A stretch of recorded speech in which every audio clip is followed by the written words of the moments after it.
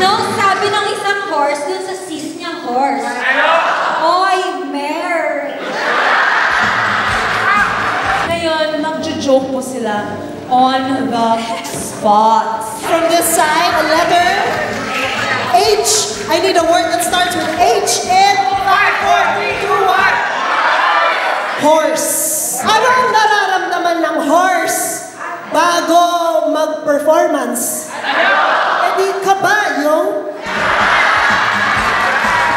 Anong sabi ng maliit na horse sa mataas na horse? Eh di, stallion!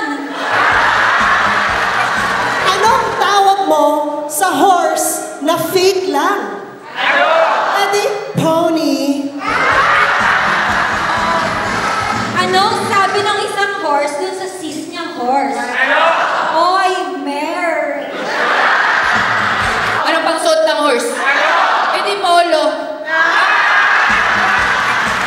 Bakit hindi nagsisinungaling ang horse? Kasi mahilig siyang mag-tell ng trot. Trot!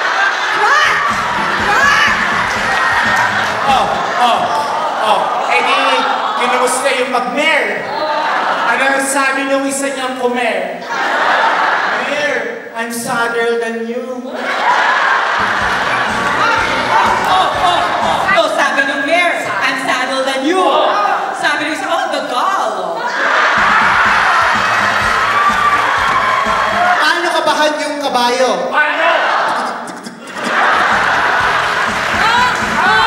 Eh di nag-aaway ng mga mare. Diba kinakabahan na yung mga mare? Ano nangyari dun sa isang mare? Nag-whip. Natampuhan sila, yan yung mga mare. Ano sinabi nung horse? Why are you so cold? Kumain ng almusal yung horse. Anong nilagay niya sa pancake? Eh di stirrup. Anong tawag nyo sa Korean na horse? Right part. So, kumain yung horse ng breakfast. Tapos yung naghanda ng breakfast, German din.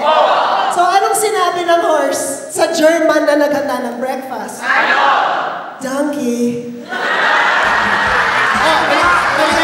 Nag-away na mare. Yung dalawang mare nag-away, di ba? Ano sinabi ng isang mare para hindi ganun masaktan yung kabilang mare? Chariot lang.